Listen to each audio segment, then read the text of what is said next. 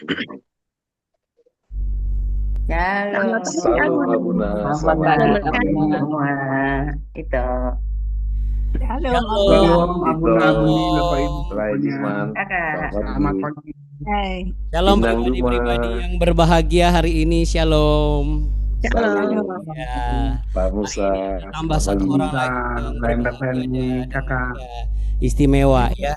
Tapi sebelum kita menyambut Mama kebahagiaan Lili. dan kita menyatakan ucapan kebahagiaan, kita bahagia bahwa kita masih diizinkan Tuhan. Semuanya baik dalam keadaan yang baik dan sehat, sinyal juga bagus. Ya, semuanya oleh karena kasih karunia Tuhan. Kita beri tepuk tangan dulu sama-sama Bapak Ibu Saudara-saudari sekalian. Haleluya, puji nama Tuhan. Tentunya kita terus semangat dan jangan Jangan kasih jangan kasih kendor. kendor. Tetap setia dan jangan kasih kendor. Untuk itu Bapak Ibu yang terkasih, langsung saja supaya tidak kendor, kita satu di dalam doa. Baik Bapak Ibu semuanya, mari kita berdoa ya. Kami sepakat dan sehati untuk memuji menyembah-Mu. Kami sepakat dan sehati satu semangat untuk menyambut kebenaran firman-Mu. Kiranya firman-Mu akan menjadi pelita yang bercahaya dan akan menuntun kehidupan kami selanjutnya hari lepas hari. Di dalam nama Tuhan Yesus kami mau berdoa sebagaimana Tuhan Yesus ajarkan untuk berdoa. Bapa kami yang di surga, dikuduskanlah namamu, datanglah kerajaanmu, dan jadilah kehendakmu di bumi seperti di surga. Berikanlah kami pada hari ini makanan kami yang secukupnya, dan ampunilah kami akan kesalahan kami seperti kami juga mengampuni orang yang bersalah kepada kami. Dan janganlah membawa kami ke dalam pencobaan, tapi lepaskanlah kami daripada yang jahat, karena Engkaulah yang punya kerajaan dan kuasa dan kemuliaan sampai selama-lamanya. Dalam berkat nama di atas segala nama, Yesus Kristus Tuhan Sang Emmanuel. Sama-sama katakan amin. Ya, ada yang bertanya sama saya, emang harus ya selalu doa Bapa kami? Lalu saya jawab begini, bagaimana jikalau ketika kita dipanggil Tuhan, lalu kemudian kita ditanya. Saya pernah mengajarkan satu doa kepada murid-murid saya di atas bukit. Doa itu seperti apa? Nah, kita nggak bisa jawab karena kita nggak pernah ya. Jadi ini bukan hanya sekedar hafal, tapi juga supaya menjadi bagian dari karakter kehidupan kekristenan kita yang mendarah daging.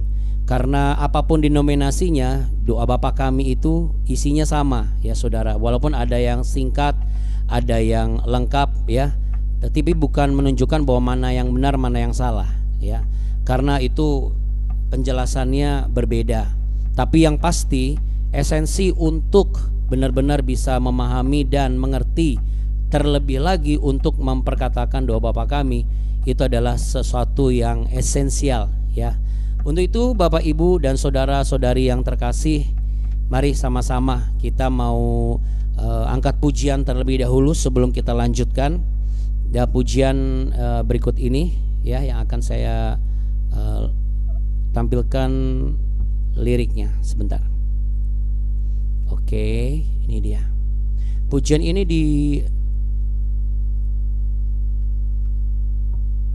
diperkenalkan oleh Pastor Sidney Muhode karena ini adalah lagu yang beliau ciptakan pada waktu beliau masih bersama dengan grup musiknya waktu itu yaitu JMB, yaitu Giving My Best. Ya, ini pujian sangat-sangat memberkati.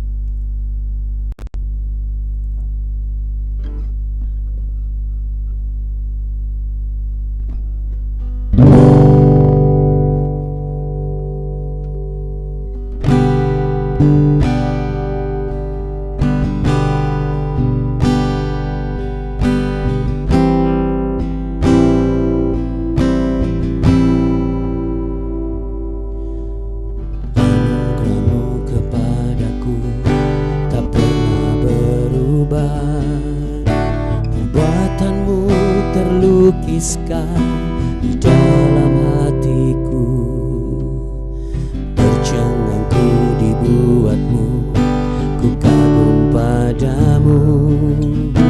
Tak ada hal di hidupku terluput darimu.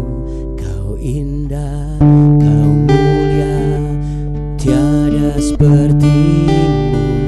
Ku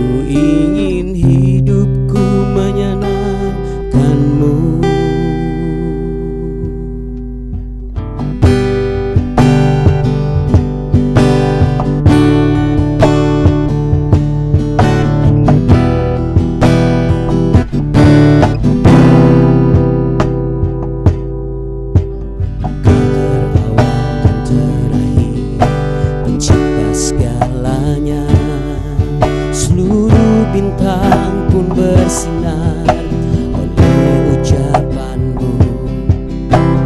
Engkau pun mengasihiku, penulis hidupku. Tak henti segenap nafasku menyembahmu selalu, ku puji, ku sembah. Tiada sepertimu, ku ingin hidupku menyenangkanmu. Segala puji, segala hormat, segenap hidupku menyembahmu. Terimalah segenap hidupku sebagai persembahan yang hidup. Segala puji, segala hormat, segenap hatiku menyembahmu.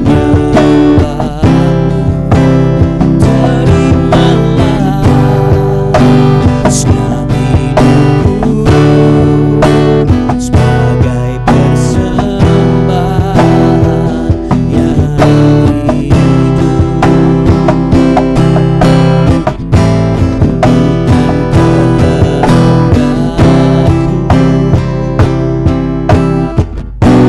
Namun kehendakmu,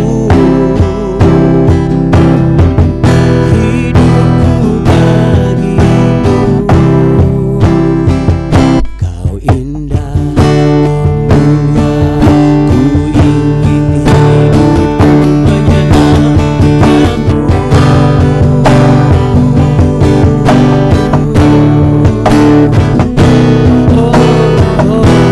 Segala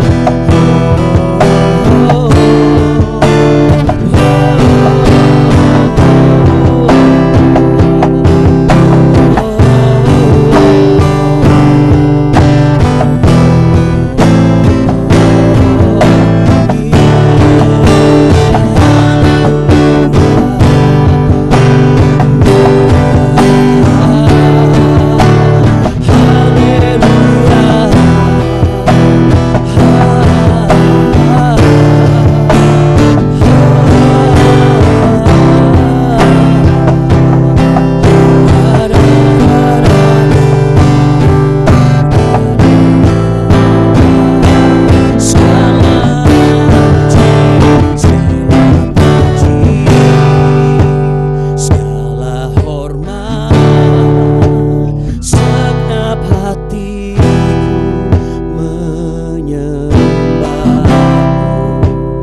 Terimalah segenap hidupku sebagai persembahan yang hidup.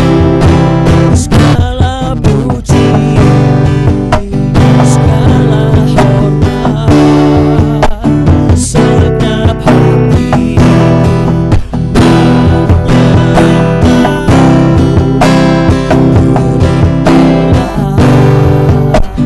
Segenap hidupku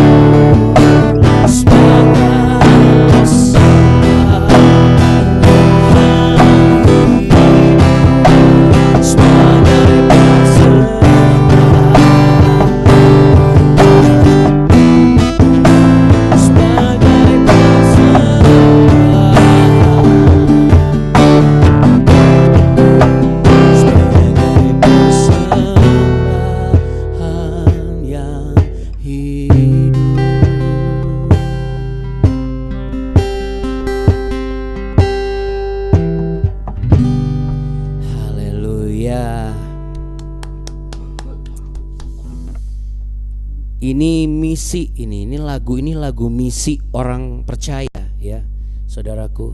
Jadi pujian ini itu sangat-sangat pas kalau kita sedang dalam posisi di mana kita membangun saat teduh pribadi ya, sama seperti saat teduh sama-sama juga seperti kita ini ya. Jadi puji Tuhan, Tuhan selalu memunculkan hal-hal yang benar-benar bisa memberikan dampak bagi orang-orang yang seiman ya. Demikian juga dalam kehidupan saudara dan saya secara pribadi ya, Bapak Ibu yang terkasih, bahwa apapun yang kita lakukan kita harus tahu dan percaya bahwa itu semua adalah rancangan Tuhan. Makanya kalau kita belajar mengenai bagaimana kita menjadi orang Kristen, lalu hidup kita terbangun dalam waktu satu dengan ke waktu yang lainnya, itu semua adalah hal yang sangat penting dan wajib untuk terjadi dalam kehidupan kita. Seperti yang ada di Nehemia pasal yang ke-8 ini ya. Di Nehemia pasal yang ke-8 adalah bicara mengenai merayakan atau perayaan Hari Pondok Daun.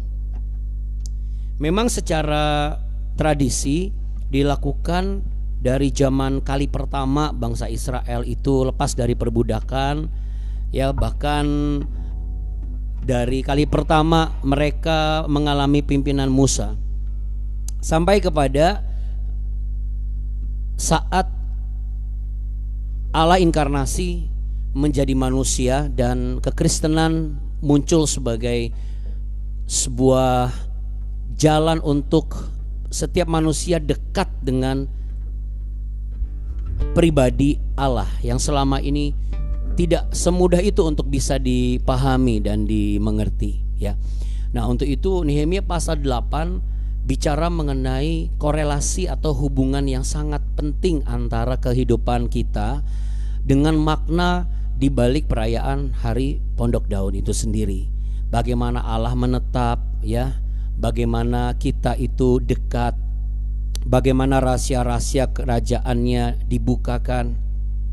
Itu sebabnya saudara, di dalam Nehemia pasal 8 ayat 8 itu tertulis ya, ada banyak sekali akar kata yang benar-benar menjelaskan secara fisik, spesifik, jelas dan tidak ambigu. Artinya tidak antara dingin atau panas ya, tidak tengah-tengah saudaraku yang terkasih ya. Kemarin sudah saya sempat bacakan ya, ada beberapa inti dari teks aslinya ya. Ada meforas, ada paras ya. Tapi yang pasti saudara, kalau kita ikut BW ya sekarang, baik yang di Zoom maupun yang di YouTube channel, sebenarnya untuk menjelaskan juga secara spesifik kenapa sih Tuhan izinkan ini terjadi dalam kehidupan kita sebagai orang Kristen. Lalu di balik setiap kita belajar firman Tuhan, oh ternyata ada yang tersingkap ya. Di Mazmur pasal 119. Sekarang kita buka dulu, nanti baru kita baca Nehemianya.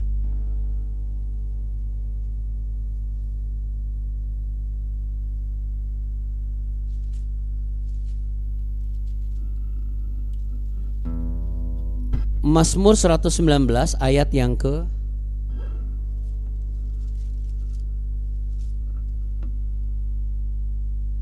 105 ya.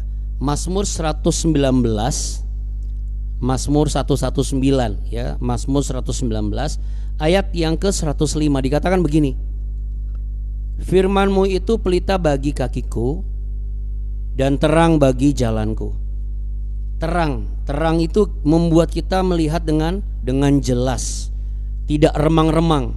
Jadi orang Kristen kalau kadang saat teduh, kadang enggak, kadang baca Alkitab, kadang enggak, jangan heran kalau kehidupannya itu remang-remang ya, enggak jelas-jelas banget gitu. Itu sama seperti orang silinder, matanya silinderis, lalu kemudian kacamatanya kadang dipakai kadang enggak, atau ukurannya enggak pas, atau sama sekali enggak pakai kacamata.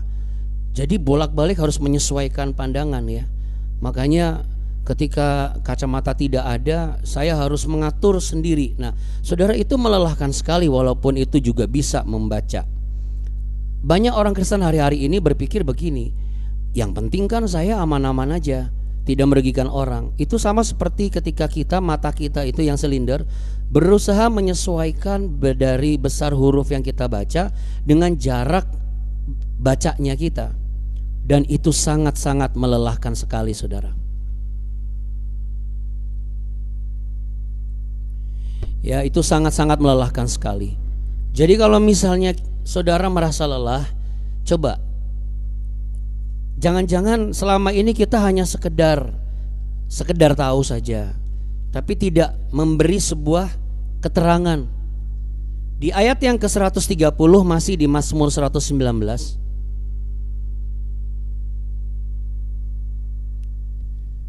Kalau di ayat 105 tadi kan, firman-Mu pelita bagi kakiku, terang bagi jalanku. Di 130 dilengkapi begini, bila tersingkap, firman-Mu memberi terang, memberi pengertian kepada orang-orang bodoh. Jadi kalau kita tidak ngerti, memang kita itu orang-orang bodoh. Supaya kita tidak bodoh dan dibodohi oleh dunia, kita butuh pengertian akan firman Tuhan. Dan pengertian firman Tuhan terjadi jikalau itu dibacakan, artinya kita membaca lalu disingkapkan, ya, dari Roh Kudus yang menyingkapkan, maka itu akan menjadi sebuah revelation atau penyingkapan yang mengubah hidup kita. Jadi bukan misteri yang tak terpahami, ya. Itulah sebabnya saudara sekarang di Nehemia, kita buka Nehemia. Oke. Nah, sekarang saya mau membacakan kita mau baca sama-sama ya Bapak Ibu dan saudara terkasih. Dari ayat 9 kita mulai. Nehemia pasal 8 ayat 9. Bagian-bagian daripada kitab itu, yakni Taurat Allah, dibacakan dengan jelas, dengan diberi keterangan-keterangan sehingga pembacaan dimengerti. Ini tolong digarisbawahi atau di highlight ya. Lalu Nehemia, yakni kepala daerah itu, dan Imam Ezra ahli kitab itu, dan orang-orang Lewi yang mengajar orang-orang itu, berkata kepada mereka semuanya, hari ini adalah kudus bagi Tuhan Allahmu, jangan kamu berduka cita dan menangis, karena semua orang itu menangis ketika mendengar kalimat-kalimat Taurat itu. Lalu berkatalah ia kepada mereka, pergilah kamu, makanlah sedap-sedapan dan minumlah minuman manis, dan kirimlah sebagian kepada mereka yang tidak sedia apa-apa, karena hari ini adalah kudus bagi Tuhan kita. Jangan kamu bersusah hati, sebab sukacita karena Tuhan itulah perlindunganmu. Juga orang-orang Lewi menyuruh semua orang itu supaya diam dengan kata-kata, tenanglah, hari ini adalah kudus, jangan kamu bersusah hati. Maka pergilah semua orang itu untuk makan dan minum, untuk membagi-bagi makanan dan berpesta ria, karena mereka mengerti segala firman yang diberitahukan kepada mereka. Pada hari yang kedua, kepala-kepala kaum keluarga seluruh bangsa, juga para imam dan orang-orang Lewi berkumpul pada Ezra ahli hukum Taurat itu untuk menelaah kalimat-kalimat Taurat itu. Maka didapatinya tertulis dalam hukum yang diberikan Tuhan dengan perantaraan Musa, bahwa orang Israel harus tinggal dalam pondok-pondok pada hari raya bulan yang ke-7, dan bahwa di semua kota mereka dan di Yerusalem harus disampaikan berita dan pengumuman yang berbunyi, pergilah ke gunung, ambillah 2 pohon zaitun, 2 pohon minyak, 2 pohon murad, 2 pohon korma, dan 2 pohon dari pohon-pohon yang rimbun, guna membuat pondok-pondok sebagaimana tertulis. Maka pergilah orang mengambil daun-daun itu, lalu membuat pondok-pondok masing-masing di atas atap rumahnya, di pekarangan mereka, juga di pelataran-pelataran rumah Allah, di lapangan pintu gerbang air, dan di lapangan pintu gerbang Efraim. Seluruh jemaah yang pulang dari pembuangan itu membuat pondok-pondok dan tinggal di situ. Memang sejak zaman Yosua bin Nun sampai hari itu orang Israel tidak pernah berbuat demikian. Maka diadakanlah pesta ria yang amat besar. Bagian-bagian kitab Taurat Allah itu dibacakan tiap hari, dari hari pertama sampai hari terakhir. 7 hari lamanya mereka merayakan hari raya itu, dan pada hari yang ke-8 ada pertemuan raya sesuai dengan peraturan. Ya, Bapak Ibu, ya. Jadi di ayat yang ke-9 tadi dibacakan dengan jelas, ya, dibacakan dengan jelas. Lalu kemudian disampaikan apa? Diberi keterangan-keterangan, ya. Keterangan-keterangan ini bicara mengenai secara literal adalah insight, ya. Dalam bahasa Ibrani adalah shekel. Apa itu insight atau shekel? Itu adalah pemahaman secara rasional, saudara. Penjelasan yang memberikan wawasan. Ya, jadi bukan sekedar membaca teks, tapi ada penafsiran teologis yang benar. Ya, karena memang firman Tuhan itu perlu exposition, bukan hanya recitation. Artinya perlu diekspos, perlu diungkapkan, perlu dijelaskan dan diterangkan. Ya. Kisah Para Rasul pasal 8 ayat 30-31 nanti saudara baca. Ada satu kalimat yang mengatakan begini, bagaimana aku bisa mengerti atau bagaimana aku mampu mengerti atau dapat mengerti kalau tidak ada yang membimbing aku. Jadi saudara, firman Tuhan tanpa penjelasan itu hanya suara saja. Diperkatakan hanya suara saja, tetapi firman Tuhan dengan penjelasan itu menjadi kehidupan. Yang mau mengerti katakan amin. Amin. Wah, ini dia. Makanya saudara, ketika yang Tuhan selalu mengatakan yang mau mengerti katakan amin. Amin. Itu sama seperti yang dia lakukan oleh para umat pilihan Allah ini ketika Ezra atau siapapun yang menjadi orang yang bertugas untuk menyampaikan firman Tuhan, mereka mendengar kitab Taurat dibacakan, mereka mengatakan amin. Artinya bukan sekedar amin lalu nggak ngerti. Nah, kan umumnya rata-rata begitu. Amin tapi habis itu amin apaan ya tadi ya? Padahal sebenarnya amin itu adalah harus mengerti, harus dipahami ya.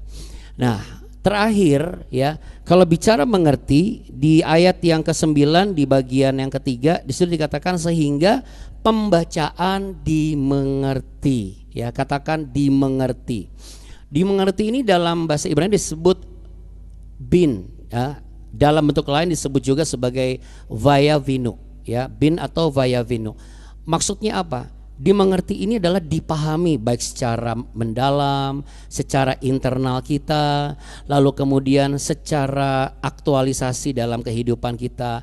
Itu dipahami sehingga firman Tuhan gak cuma masuk di telinga kanan keluar telinga kiri, atau masuk telinga kanan lalu keluar juga dari telinga kanan. Tapi dari masuk di telinga kanan, masuk dari telinga kiri, lalu masuk ke hati. Itulah saudara ketika kita membacakan firman Tuhan, kenapa saya ya dan juga Abuni selalu mengingatkan kalau baca firman Tuhan, baca jangan hanya di dalam hati saja. Kenapa? Karena iman timbul oleh pendengaran, pendengaran akan firman Tuhan. Ketika kita membaca firman Tuhan sambil ngomong, ini penjelasan secara teologis. Ketika kita baca Alkitab dengan ngomong, telinga kita mendengar, hati kita mengerti. Nanti dibuat mengertinya dari mana? Dari BW. Coba deh Bapak Ibu, ketika engkau baca Alkitab sendiri, mulai hari ini, misalnya baca Mazmur 5, lalu kemudian baca inilah Nehemia, baca dulu aja, wah besoklah ngertinya. Pasti Bapak Ibu akan sangat lebih memahami. Anda akan lebih memahami. Ya, karena saya pun demikian, saya baca dulu, saya perkatakan gitu, enggak bukan ngomong-ngomong keras-keras gitu ya, tapi saya ngomong sampai telinga saya dengar. Ya, supaya apa? Supaya saya sama posisinya ketika umat pilihan Allah juga mendengar kitab Taurat dibukakan, telinga mereka mendengar, pikiran mereka sepakat mengatakan amin, mulut mereka mengatakan amin, dan hati ini akan paham. Kalau hati ini paham, maka akan ada perubahan. Siapa yang rindu mengalami perubahan di tahun 2026? Perubahannya apa? Bukan semakin kaya saja, bukan semakin makmur saja, bukan semakin sehat saja, tetapi semakin tahan dalam goncangan. Itu yang paling penting. Karena pesan dari surga untuk tahun 2026 ini adalah iman yang tak tergoncangkan. Jadi orang-orang yang tinggal di dalam pemahaman firman yang benar itu akan mengalami pengertian, sehingga dari pengertian itu akan mengalami transformasi atau perubahan.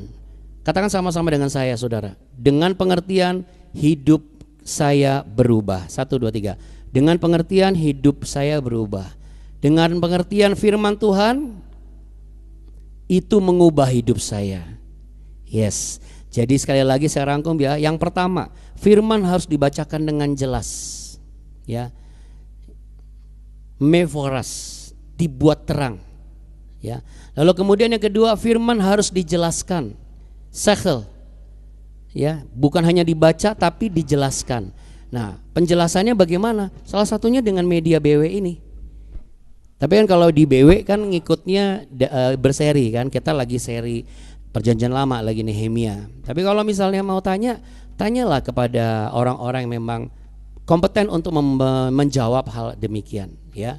Karena harus dijelaskan. Kemudian yang ketiga adalah firman harus dimengerti. Karena tujuan akhir setelah didengar, dimengerti. Ya.